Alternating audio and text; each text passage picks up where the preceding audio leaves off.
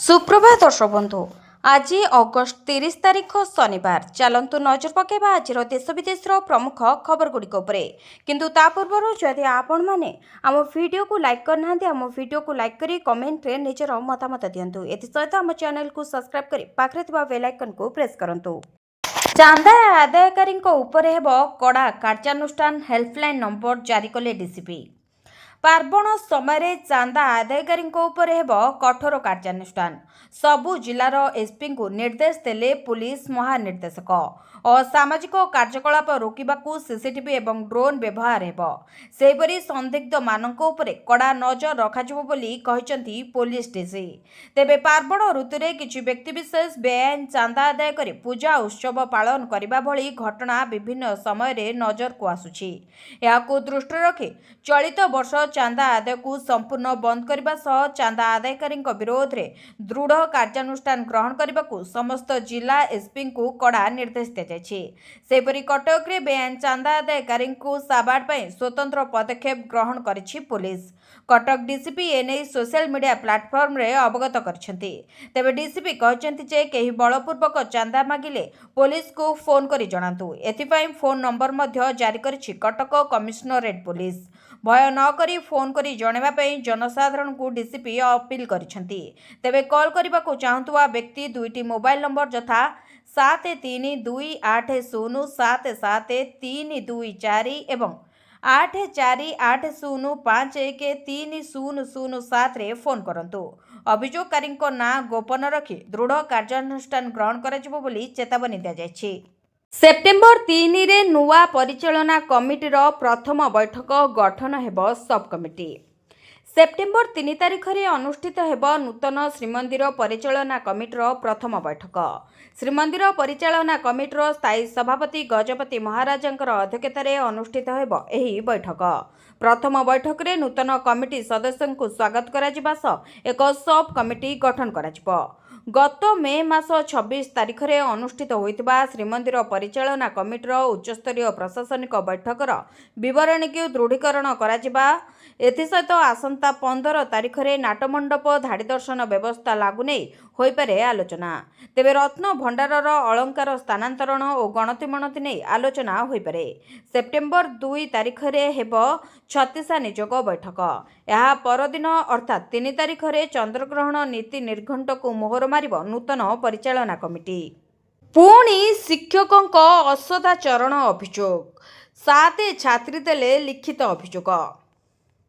पुणी जड़े शिक्षकों नारे असदाचरण अभियोग किछि छात्री एकाठी होई संस्कृत शिक्षकों नारे आनिछंती संगीन अभियोग। बनाई गुरुंडिया अंचलर एक विद्यालय रे नाबालिका छात्री को संस्कृत शिक्षक असदाचरण करितबा अभियोग होइछि। एने 7 जन नाबालिका छात्री एही अभियोग करितबा जणा पड़िछि। छात्री अभियोग को आधार करी भारप्राप्त प्रधान शिक्षयित्री द्वारा गुरुंडिया थाना रे एतला दायर होइछि। सेपटे अभियुक्त शिक्षक जनक छुट्टी दरखास्त देई फेरार हो जायतिबा जणा पड़िछि। घटना नै गुरुंडिया पुलिस रो तदंत आरंभ होइथिले भी घटना को हल्का भाबे नेउतबा अभियोग होइछि। चाषींको पाई खुशी खबर खाता को आसीबो पुणी 2000 टंका।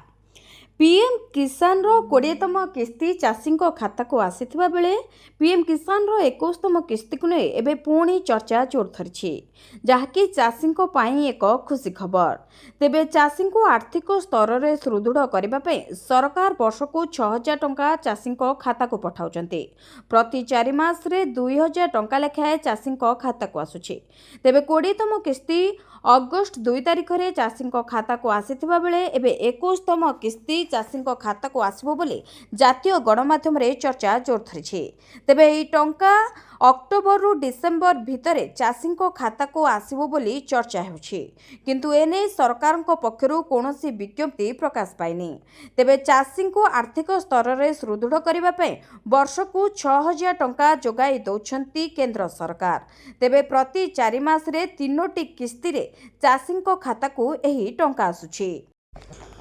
खोलिबाकू जाउछि सुभद्रा पोर्टाल तुरंत करंतु आवेदन मिलिबो 20,000 टंका। महिलांको खाता को सीधा सड़क जीव 20,000 टंका। ତେବେ ସୁଭଦ୍ରା ଯୋଜନାର ତୃତୀୟ ପର୍ଯ୍ୟାୟ ଟଙ୍କା ମହିଳାଙ୍କ ଖାତାକୁ ଆସି ସାରିଥିବା ବେଳେ ଏବେ ବି ଅନେକ ହିତାଧିକାରୀ ଏହି ଟଙ୍କାରୁ ବଞ୍ଚିତ ଅଛନ୍ତି। ତେବେ ଯେଉଁମାନଙ୍କ ଖାତାକୁ ଏହି ଟଙ୍କା ଆସିନି ସେମାନେ ଆଦୌ ବ୍ୟସ୍ତ ହୁଅନ୍ତୁ ନାହିଁ, କାରଣ ଖୁବ୍ ଶୀଘ୍ର ଖୋଲିବାକୁ ଯାଉଛି ସୁଭଦ୍ରା ପୋର୍ଟାଲ।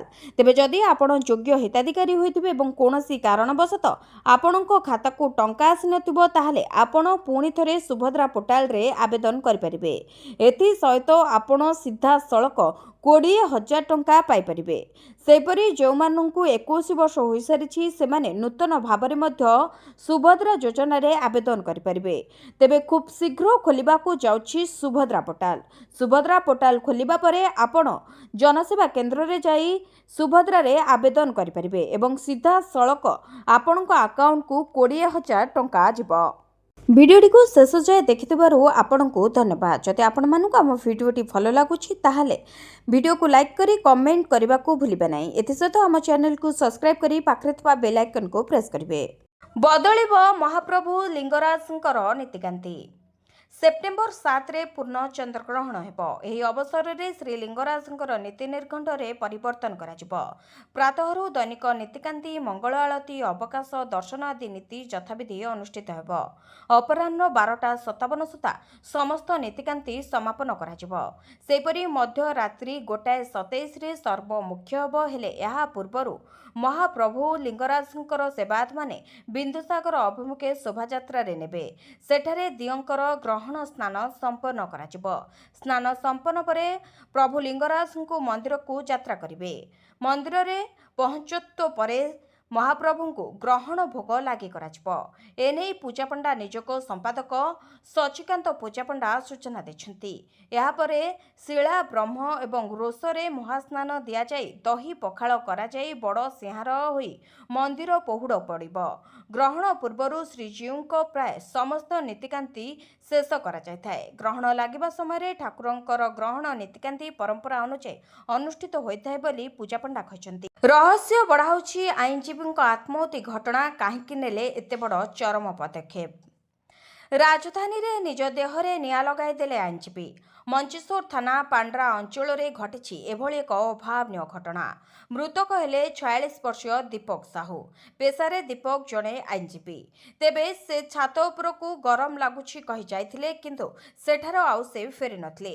ସିଡ଼ି କବାଟ ବନ୍ଦ କରି ଦେହରେ ପେଟ୍ରୋଲ ଢାଳି ନିଆଁ ଲଗାଇଦେଲେ। ଚାହୁଁ ଚାହୁଁ ଦୀପକ ଜଳିଗଲେ। ତେବେ ଖବର ପାଇ ମଞ୍ଚେଶ୍ୱର ଥାନା ପୁଲିସ ଘଟଣାସ୍ଥଳରୁ ଅର୍ଦ୍ଧଦଗ୍ଧ ମୃତଦେହ ଜବତ କରି ବ୍ୟବଚ୍ଛେଦ ପାଇଁ କ୍ୟାପିଟାଲ ହସ୍ପିଟାଲ ପଠାଇଥିଲା। ତେବେ ଦୀପକ ମାନସିକ ରୋଗରେ ଆକ୍ରାନ୍ତ ଥିବା କୁହାଯାଉଛି। ଏଥିପାଇଁ ସେ ଔଷଧ ଖାଉଥିଲେ। ହେଲେ ସେ କାହିଁକି ଆତ୍ମହତ୍ୟା ଭଳି ଏକ ଚରମ ନିଷ୍ପତ୍ତି ନେଲେ ଏବଂ ଆତ୍ମାହୁତି ପଛର କାରଣ କ'ଣ ତାହା ଏପର୍ଯ୍ୟନ୍ତ ସ୍ପଷ୍ଟ ହୋଇନାହିଁ। ତେବେ ଦୀପକ ନିଜ ପତ୍ନୀ, 2 ସନ୍ତାନ ଓ ମାଙ୍କ ସହ ରହୁଥିଲେ। ରାତିରେ ପାଖାପାଖି 10ଟା ସମୟରେ ପତ୍ନୀ ଖାଇବା ପାଇଁ କହିବାରୁ ଗରମ ହେଉଥିବାରୁ ଛାତ ଉପରକୁ ବୁଲାବୁଲି କରି ପରେ ଖାଇବେ ବୋଲି କହିଥିଲେ। ଦୀପକ ଫେରିବାରେ ବିଳମ୍ବ ହେବାରୁ ରାତି 10:30ଟା ସମୟରେ ପତ୍ନୀ 4 ମହଲା ଛାତ ଉପରକୁ ଯାଇଥିଲେ। ହେଲେ ସିଡ଼ି କବାଟ ବନ୍ଦ ଥିବା ଦେଖି ସେ ଦୀପକକୁ କବାଟ ଖୋଲିବାକୁ ଡାକିଥିଲେ, କିନ୍ତୁ ସେ କବାଟ ଖୋଲି ନଥିଲେ କି ଜବାବ ମଧ୍ୟ ଦେଇନଥିଲେ। ପୋଡ଼ା ଗନ୍ଧସାଗଙ୍କୁ ନିଆଁ ଦେଖି ପତ୍ନୀ ପାଟି କରି ପରିବାର ଲୋକଙ୍କୁ ଡାକିଥିଲେ। ପାଟି ଶୁଣି ପଡ଼ୋଶୀମାନେ ଧାଇଁ ଆସିଥିଲେ। କବାଟ ଭିତର ପଟରୁ ବନ୍ଦ ଥିବାରୁ ପାଖ ଘର ଛାତ ଦେଇ କିଛି ପଡ଼ୋଶୀ ଯୁବକ ସେଠାକୁ ଯାଇଥିଲେ। ହେଲେ ସେତେବେଳକୁ ଦୀପକଙ୍କ ଶରୀର ଅର୍ଦ୍ଧ ପୋଡ଼ି ଯାଇଥିଲା। ବିସିସିଆଇ ଅଧ୍ୟକ୍ଷ ପଦରୁ ରୋଜର ବିନିଙ୍କ ଇସ୍ତଫା, ରାଜୀବ ଶୁକ୍ଲା କାର୍ଯ୍ୟକାରୀ ଅଧ୍ୟକ୍ଷ। ବିସିସିଆଇ ଅଧ୍ୟକ୍ଷ ପଦରୁ ରୋଜର ବିନିଙ୍କ ଇସ୍ତଫା। ବୋର୍ଡ ଅଧ୍ୟକ୍ଷ ପଦରୁ ସେ ଇସ୍ତଫା ଦେଇଛନ୍ତି। ତେବେ ନୂଆ ଅଧ୍ୟକ୍ଷ ନିର୍ବାଚନ ପର୍ଯ୍ୟନ୍ତ ବର୍ତ୍ତମାନ ସମୟରେ ରାଜୀବ ଶୁକ୍ଲା ବିସିସିଆଇର ଅଧ୍ୟକ୍ଷ ରହିବେ। ଏନେଇ ଜାତୀୟ ଗଣମାଧ୍ୟମରେ ରିପୋର୍ଟ ପ୍ରକାଶ ପାଇଛି। ଏହି ରିପୋର୍ଟ ମୁତାବକ ବୁଧବାର ଆପେକ୍ସ କାଉନସିଲ ବୈଠକ ବସିଥିଲା, ଯେଉଁଥିରେ ରାଜୀବ ଶୁକ୍ଲା ଅଧ୍ୟକ୍ଷ କରିଥିଲେ। ତେବେ ଏଥର ଆପେକ୍ସ କାଉନସିଲ ବୈଠକରେ ମୁଖ୍ୟ ପ୍ରସଙ୍ଗ ରହିଥିଲା ବିସିସିଆଇର ପ୍ରାୟୋଜକ ନୂଆ ବିଲ୍ ପାସ୍ ହେବା ପରେ ଡ୍ରିମ୍ 11 ଏବେ ବିସିସିଆଇ ସହିତ ଚୁକ୍ତି ବାତିଲ କରିଛି। ତେଣୁ ଏଭଳି ସମୟରେ ଏସିଆ କପ୍ ଆରମ୍ଭ ହେଉଥିବାରୁ ବୋର୍ଡର ଆଗାମୀ ନିଷ୍ପତ୍ତି କ'ଣ ହେବ ସେ ନେଇ ବୈଠକରେ ଆଲୋଚନା ହୋଇଥିଲା। ତେବେ ଜାତୀୟ ଗଣମାଧ୍ୟମରେ ପ୍ରକାଶିତ ରିପୋର୍ଟ ଅନୁସାରେ ଏହି ମିଟିଂରେ ଚର୍ଚ୍ଚା ହୋଇଛି ଯେ ବିସିସିଆଇ ପାଖରେ ମାତ୍ର 2 ସପ୍ତାହ ସମୟ ଅଛି। ଏହାରି ଭିତରେ ବୋର୍ଡ ପ୍ରାୟୋଜକ ଖୋଜୁଛି, ହେଲେ ପ୍ରାୟୋଜକ ଖୋଜିବାରେ ସମୟ ଲାଗିପାରେ। ତେଣୁ ଏସିଆ କପ୍ରେ ଦଳ ବିନା ପ୍ରାୟୋଜକରେ ଖେଳିପାରେ। ତେବେ ଏହା ସହ ବୋର୍ଡ ଆଗାମୀ 2.5 ବର୍ଷ ପାଇଁ ପ୍ରାୟୋଜକ ଖୋଜୁଥିବା ଜଣାପଡ଼ିଛି। ଆମେରିକାକୁ 48 ଲକ୍ଷ କୋଟିର ଝଟକା, ଚିନ୍ତାରେ ଡୋନାଲ୍ଡ ଟ୍ରମ୍ପ। ଆମେରିକା ରାଷ୍ଟ୍ରପତି ଡୋନାଲ୍ଡ ଟ୍ରମ୍ପଙ୍କ ଟାରିଫକୁ ନେଇ ଏବେ ସାରା ବିଶ୍ୱ ଚିନ୍ତା ପ୍ରକଟ କରିଛି। ଟ୍ରମ୍ପଙ୍କ ଟାରିଫ ଆକ୍ରମଣ ପରେ ବିଶ୍ୱ ସମୁଦାୟରେ ଆମେରିକାର ଭୂମିକାକୁ କିଭଳି ନଗଣ୍ୟ କରାଯିବ ତାକୁ ନେଇ ଏବେ ବିଶ୍ୱ ନେତାମାନେ ଚିନ୍ତା କରୁଛନ୍ତି। ବିଶେଷ କରି ଆମେରିକା ଭାରତ ଉପରେ ଯେଉଁଭଳି ଭାବରେ 50% ଟାରିଫ ଲଗାଇଛି ତାର ଆଲୋଚନା ମଧ୍ୟ ବିଶ୍ୱ ସମୁଦାୟରେ ଚାଲିଛି। ତେବେ ୱେଷ୍ଟର୍ଣ୍ଣ ଏକ୍ସପର୍ଟ ଟ୍ରମ୍ପଙ୍କ ଏହି ଟାରିଫକୁ ଆତ୍ମଘାତୀ କହିବାକୁ ବି ପଛଘୁଞ୍ଚା ଦେଇନାହିଁ। ଏହାରି ଭିତରେ ଏକ ବଡ଼ ଖବର ସାମ୍ନାକୁ ଆସିଛି। ଜାପାନ ଆମେରିକା ସହ କରିବାକୁ ଥିବା $150 ବିଲିୟନ ଚୁକ୍ତିର ଶେଷ ପର୍ଯ୍ୟାୟରେ ଆମେରିକାକୁ ବଡ଼ ଝଟକା ଦେଇଛି। ଏନେଇ ଜାପାନର ଟ୍ରେଡ୍ ନେଗୋସିଏଟର ରୟୋସେଇ ଆକାଜାବା ଶେଷ ମୁହୂର୍ତ୍ତରେ ଆମେରିକା ଗସ୍ତ ବାତିଲ କରିଛନ୍ତି। ଜାପାନ ତରଫରୁ ଏହି ପଦକ୍ଷେପ ସେତେବେଳେ ନିଆଯାଇଛି ଯେତେବେଳେ ଭାରତର ପ୍ରଧାନମନ୍ତ୍ରୀ ଜାପାନ ଗସ୍ତରେ ଅଛନ୍ତି। ସୂଚନା ମୁତାବକ ଜାପାନ ଆମେରିକାର ସହ ପ୍ରସ୍ତାବିତ $150 ଆରବ ନିବେଶ ପ୍ୟାକେଜ ନେଇ ହେବାକୁ ଥିବା ଚୁକ୍ତିକୁ ହଠାତ୍ ରୋକିଦେଇଛି। ଜାପାନର ଶୀର୍ଷ ବ୍ୟବସାୟ କର୍ତ୍ତାକାର ରୟୋସେଇ ଆକାଜାବା ଗୁରୁବାର ଦିନ ଆମେରିକା ଗସ୍ତ କରିବାର ଥିବାବେଳେ ହଠାତ୍ ଏହି ଗସ୍ତ ବାତିଲ କରାଯାଇଛି। ଆମେରିକା ଜାପାନ ଉପରେ ଲଗାଇଥିବା ଟାରିଫ କମ୍ କରିବା ପରେ ଏହି ବ୍ୟବସାୟିକ ଚୁକ୍ତି ଆଗକୁ ବଢ଼ିଥିଲା। ଚୁକ୍ତି ମୁତାବକ ଆମେରିକା ଜାପାନ ଉପରେ ଲାଗିଥିବା 25% ଟାରିଫକୁ 15% କରିଥିଲା। ଏହାପରେ ଜାପାନ ଆମେରିକାରେ $150 ଆରବ ନିବେଶ କରିବାକୁ ପ୍ରସ୍ତୁତ ହୋଇଥିଲା।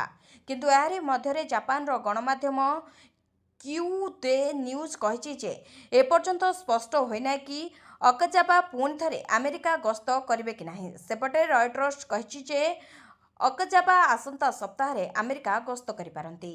ସ୍ଥଗିତ ରହିଲା 31 ତାରିଖରେ ହେବାକୁ ଥିବା ହୋମଗାର୍ଡ ପରୀକ୍ଷା। ଗୃହରକ୍ଷୀ ପଦବୀ ପାଇଁ ହେବାକୁ ଥିବା ପରୀକ୍ଷା ସ୍ଥଗିତ ରହିଛି। 31 ତାରିଖରେ ପରୀକ୍ଷା ଅନୁଷ୍ଠିତ ହେବାକୁ ଥିଲା। ତେବେ 125ଟି ପଦବୀ ପାଇଁ ଏହି ପରୀକ୍ଷା ହେବାକୁ ଥିବାବେଳେ ପ୍ରତିକୂଳ ପାଗ ପରିସ୍ଥିତି ଓ ପ୍ରାର୍ଥୀଙ୍କ ସୁରକ୍ଷାକୁ ଦୃଷ୍ଟିରେ ରଖି ବିଭାଗ ପକ୍ଷରୁ ଏହି ନିଷ୍ପତ୍ତି ନିଆଯାଇଛି। ଏନେଇ ପରବର୍ତ୍ତୀ ନିର୍ଦ୍ଦେଶ ନ ଆସିବା ପର୍ଯ୍ୟନ୍ତ ପରୀକ୍ଷା ସ୍ଥଗିତ ରହିବ। ତେବେ ଜିଲ୍ଲା ଆରକ୍ଷୀ ଅଧୀକ୍ଷକଙ୍କ କାର୍ଯ୍ୟାଳୟ ପକ୍ଷରୁ ଏହି ଗୁରୁତ୍ୱପୂର୍ଣ୍ଣ ସୂଚନା ଜାରି କରାଯାଇଛି। ପୂର୍ବରୁ କନେଷ୍ଟବଳ ଏବଂ ଅନ୍ୟ ସରକାରୀ ଚାକିରି ପାଇଁ କରାଯାଉଥିଲା ଫିଜିକାଲ ଏକ୍ସାମରେ ଅସୁସ୍ଥତା କାରଣରୁ ପରୀକ୍ଷାର୍ଥୀଙ୍କ ମୃତ୍ୟୁ ଘଟିଛି। ଏ ପ୍ରକାର ଅଘଟଣକୁ ଏଡ଼ାଇବା ପାଇଁ ବିଭାଗ ପକ୍ଷରୁ ଏ ପ୍ରକାର ନିଷ୍ପତ୍ତି ନିଆଯାଇଥିବା କୁହାଯାଉଛି। ଜଗନ୍ନାଥ ମନ୍ଦିରରେ ଭୟଙ୍କର ଅଗ୍ନିକାଣ୍ଡ, ଜଳିଗଲେ 3 ଠାକୁର। ଜଗନ୍ନାଥ ମନ୍ଦିରରେ ଭୟଙ୍କର ଅଗ୍ନିକାଣ୍ଡ, ନିଆଁର ଆଁରେ ଜଳିଗଲେ 3 ଠାକୁର। ସେବାୟତ ସନ୍ଧ୍ୟା ଆଳତି ବେଳେ ଯେଉଁ ଦୀପ ଦେଇଥିଲେ ସେହି ଦୀପରୁ ନିଆଁ ଲାଗିଥିବା ଆଶଙ୍କା କରାଯାଉଛି। ତେବେ ଏଭଳି ଭୟଙ୍କର ଅଗ୍ନିକାଣ୍ଡ ବ୍ରହ୍ମଗିରି କାଣ୍ଡଗୋଦା ଗାଁ ମନ୍ଦିରରେ ଥିବା ଜଗନ୍ନାଥ ମନ୍ଦିରରେ ହୋଇଛି। ଯେଉଁଠାରେ ନିଆଁରେ 3 ଠାକୁର ମହାପ୍ରଭୁ ଶ୍ରୀ ଜଗନ୍ନାଥ, ବଡ଼ଭାଇ ପ୍ରଭୁ ବଳଭଦ୍ର ଓ ଭଉଣୀ ସୁଭଦ୍ରା ପୋଡ଼ି ଯାଇଛନ୍ତି। ତେବେ ଅସାବଧାନତା କାରଣରୁ ଦୀପରୁ ନିଆଁ ଲାଗିଥିବା ଆଶଙ୍କା କରୁଛନ୍ତି ଗ୍ରାମବାସୀ। ତୁରନ୍ତ ମନ୍ଦିରରୁ ନିଆଁ ଲିଭା କାର୍ଯ୍ୟ ଜାରି ରହିଥିବା ବେଳେ ମନ୍ଦିରର ଅନ୍ୟ କୌଣସି କ୍ଷୟକ୍ଷତି ନେଇ ସୂଚନା ମିଳିନାହିଁ। ଏସ୍ସି ଏସ୍ଟିଙ୍କ ଉତ୍ଥାନ ବିନା ରାଜ୍ୟର ବିକାଶ ହୋଇପାରିବ ନାହିଁ କହିଲେ ମୁଖ୍ୟମନ୍ତ୍ରୀ। ଏସ୍ସି ଏସ୍ଟି ଜାତୀୟ ସମ୍ମିଳନୀରେ ମୁଖ୍ୟମନ୍ତ୍ରୀ ମୋହନ ମାଝୀ ସମ୍ବୋଧନ କରିଥିଲେ। ଏହି ଅବସରରେ ସେ କହିଥିଲେ ଯେ ଦେଶର ବିକାଶ ପାଇଁ ଏସ୍ସି ଏସ୍ଟିଙ୍କ ଉତ୍ଥାନ ଜରୁରୀ ଅଟେ। ଓଡ଼ିଶା ଜନସଂଖ୍ୟାର 40% ହେଉଛନ୍ତି ଆଦିବାସୀ ଓ ଦଳିତ। ସେହିପରି 23% ଆଦିବାସୀ ଓ 17% ହେଉଛନ୍ତି ଦଳିତ। ନିକଟରେ ନିଟ୍ ପାସ୍ କରିଥିବା ଦିଦାଇ ଆଦିବାସୀ ଝିଅଙ୍କୁ ଭେଟିଥିଲେ। ଆମର ବର୍ତ୍ତମାନ ଭଲ ଅଛି, ଭବିଷ୍ୟତ ଆହୁରି ଭଲ ରହିବ ବୋଲି ସେ କହିଛନ୍ତି। ତେବେ ପଲ୍ଲୀରୁ ଦିଲ୍ଲୀ ସାମ୍ବିଧାନିକ ବ୍ୟବସ୍ଥା ଚାଲିଛି। ହଜାର ହଜାର ବର୍ଷ ଧରି ଆମେ ଉତ୍ପୀଡ଼ନ ସହିଥିଲୁ, ଅସ୍ପୃଶ୍ୟତାର ଶିକାର ହୋଇଥିଲୁ, କିନ୍ତୁ ସମ୍ବିଧାନ ଆମକୁ ଅଧିକାର ଦେଲା। ଆମେ ସଶକ୍ତିକରଣ ନହେଲେ ଯେତେ ଯୋଜନା କଲେ ବି ସୁଫଳ ମିଳିବନି। ଆମର ଉତ୍ଥାନ ନହେବା ଯାଏ ରାଜ୍ୟର ବିକାଶ ହୋଇପାରିବ ନାହିଁ ବୋଲି କହିଛନ୍ତି ମୁଖ୍ୟମନ୍ତ୍ରୀ ମୋହନ ଚରଣ ମାଝୀ। ଯାତ୍ରୀଙ୍କ ପାଇଁ ଆସିଲା ଖୁସି ଖବର। ଏଣିକି ଟ୍ରେନ୍ ଛାଡ଼ିବାର 15 ମିନିଟ୍ ଆଗରୁ କରିପାରିବେ ଟିକେଟ୍। ବନ୍ଦେ ଭାରତରେ ଯାତ୍ରା କରିବାକୁ ଚାହୁଁଥିଲେ ଆପଣଙ୍କ ପାଇଁ ଆସିଲା ଖୁସି ଖବର। ଏଣିକି ପ୍ରତିଦିନ ରେଳଯାତ୍ରା କରୁଥିବା ଲୋକ ଖୁସି ହେବେ। ଭାରତୀୟ ରେଳବାଇ ବନ୍ଦେ ଭାରତ ଏକ୍ସପ୍ରେସ୍ ଟ୍ରେନ୍ ପାଇଁ ଏକ ନୂତନ ବୈଶିଷ୍ଟ୍ୟ ପ୍ରଚଳନ କରିଛି, ଯାହାଦ୍ୱାରା ଯାତ୍ରୀମାନେ ଟ୍ରେନ୍ ଛାଡ଼ିବାର ମାତ୍ର 15 ମିନିଟ୍ ପୂର୍ବରୁ ଟିକେଟ୍ ବୁକ୍ କରିପାରିବେ। ଶେଷ ମୁହୂର୍ତ୍ତରେ ଯାତ୍ରା ପାଇଁ ଯୋଜନା କରୁଥିବା ଲୋକଙ୍କ ପାଇଁ ଏହା ବହୁତ ଉପଯୋଗୀ ହେବ ବୋଲି ବିଶେଷଜ୍ଞ ମତ ଦେଇଛନ୍ତି। ତେବେ ଦକ୍ଷିଣ ରେଳ ଜୋନ୍ ଅଧୀନରେ ଚାଲୁଥିବା କିଛି ନିର୍ଦ୍ଦିଷ୍ଟ ବନ୍ଦେ ଭାରତ ଏକ୍ସପ୍ରେସ୍ ଟ୍ରେନ୍ରେ ଏହି ବୈଶିଷ୍ଟ୍ୟ ଆରମ୍ଭ କରାଯାଇଛି। ଏହି ବ୍ୟବସ୍ଥା କେଉଁ ଟ୍ରେନ୍ ପାଇଁ ପ୍ରଯୁଜ୍ୟ ହେବ? ଭାରତୀୟ ରେଳବାଇର ଦୃଷ୍ଟିରୁ ଏହି ବୈଶିଷ୍ଟ୍ୟ ତାମିଲନାଡୁ, କେରଳ, କର୍ଣ୍ଣାଟକ ଓ ଆନ୍ଧ୍ରପ୍ରଦେଶ ରାଜ୍ୟରେ ଚାଲୁଥିବା 8ଟି ବନ୍ଦେ ଭାରତ ଏକ୍ସପ୍ରେସ୍ ଟ୍ରେନ୍ ପାଇଁ ପ୍ରଯୁଜ୍ୟ ହେବ ବୋଲି କୁହାଯାଇଛି।